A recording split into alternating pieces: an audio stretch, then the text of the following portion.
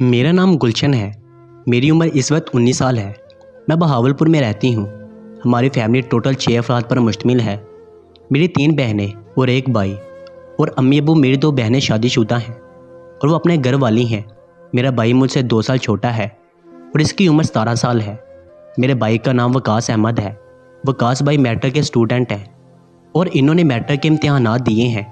अभी वो घर में फ़ारिग ही होते हैं। मैं भी कॉलेज में पढ़ती हूँ और इंटर की स्टूडेंट हूँ।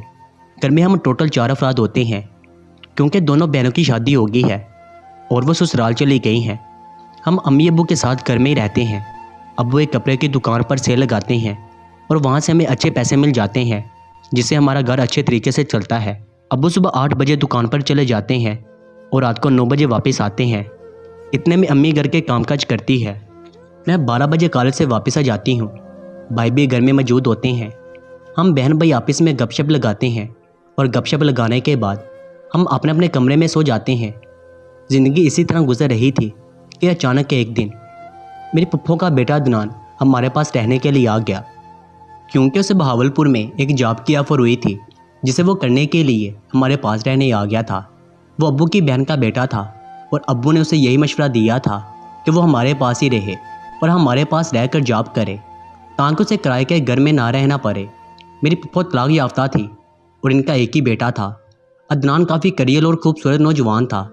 मैं उसे देखते ही पहली नज़र में इस पर दिलहार बैठी थी, मगर अब्बू से काफ़ी डरती थी कि अगर अब्बू को पता चल गया कि मैं अदनान पप्पो के बेटे पर बुरी नज़र रखना शुरू हो गई हूँ तो अब्बू मुझे काफ़ी मारेंगे और मेरी बेइज्जती करेंगे। इसलिए मैं शुरू में तो अदनान से दूर ही रही, मगर अब भी इनको देख देख के मुझे काफ़ी इश्क का खुमार चढ़ चुका था और मैं अब उसे जल्दी ही हासिल करना चाहती थी क्योंकि अदनान जैसा लड़का हमारे पूरे मोहल्ले में नहीं था। वो इस कदर खूबसूरत और गजब नैनक्श वाला था कि हर लड़की देखते ही इस पर दिल हार जाती। मैं भी जवान थी और 19 साल की खूबसूरत लड़की थी, इसलिए अदनान को देखते ही इस पर फिदा हो गई और अब उसे हासिल करना चाहती थी। एक दिन अम्मी किसी काम से चली गई थी और घर में मैं और रहीम ही रह गए थे क्योंकि वकास भाई भी बाहर अपने दोस्तों के साथ खेलने कूदने चले गए थे। हम घर में ही अकेले थे। मेरी पप्पो के बेटे को अब्बू ने ऊपर वाले पोर्शन में अलहदा कमरा दिया हुआ था। हम सब नीचे वाले पोर्शन में ही रहते थे, इसलिए मैं ऊपर कपड़े तार पर डालने के लिए गई तो मैंने अजीब सा मंजर देखा। जब मैं अपनी पप्पो के बेटे अदनान के कमरे के आगे से गुजरी तो वो अपनी शलवार में हाथ डालकर अजीब सी हरकत कर रहे थे जो मुझे बहुत ही अच्छी लगी थी। वो खुद को सुकून दे रहे थे।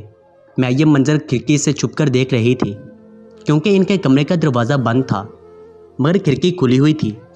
मैं खिड़की के सामने खड़ी थी कि अदनान अपने आप को लगे हुए थे।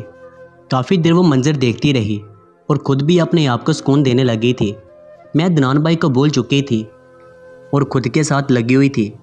इतने में अदनान की नज़र मुझ पर पड़ी तो वो मेरे पास आए और मुझे बाजू से पकड़कर अपने कमरे में ले गए और मुझसे पूछने लगे, तुम ये सब क्या कर रही थी? मैं इसके सामने काफ़ी शर्मिंदा होने लगी और मैं उल्टा उसको डांटने लगी कि तुम पहले कर रहे थे। अदनान मुझे कहने लगे, तुम ये सब काम छोड़ दो, हम आपस में ये काम किया करेंगे, इसलिए किसी को इल्म भी नहीं होगा और तुम्हारी ख्वाहिश भी पूरी हो जाया करेगी और मैं भी तुमसे सुकून ले लिया करूँगा। मैं अदनान की बातों में आ चुकी थी, इसलिए इसके साथ करने लगी थी। हम तकरीबन 1.5 घंटे से एक दूसरे के साथ लगे हुए थे। अदनान के साथ करके मुझे काफ़ी सुकून मिल चुका था और मैं इसकी बाहों में ही गिर पड़ी थी। अदनान अब मेरे साथ वादा कर चुके थे कि मैं शादी भी तुमसे करूँगा, इसलिए हम एक दफ़ा करके मियाँ बीवी वाला खेल खेलेंगे। मैंने अब्दुल रहीम से हामी भर ली थी और इसने मुझे नींद की गोलियाँ ला कर दी और कहा कि आज की रात हम दोनों हनीमून मनाएंगे, इसलिए तुम ये गोलियाँ सबको दूध में डालकर दे देना। मैं अदनान की बात मान गई थी और नींद की गोलियां खिलाकर सबको जल्दी से सुला दिया था और मैं तैयार होकर अदनान के कमरे में चली गई थी। अदनान पहले ही मेरा इंतज़ार कर रहे थे। फिर मैं इसकी बाहों में गिरी तो पूरी रात इसने मेरे साथ हनीमून मनाया और हम पूरी रात ही एक दूसरे से सुकून लेते रहे थे। सुबह अम्मी अब्बू उठे तो इनका सर चकरा रहा था।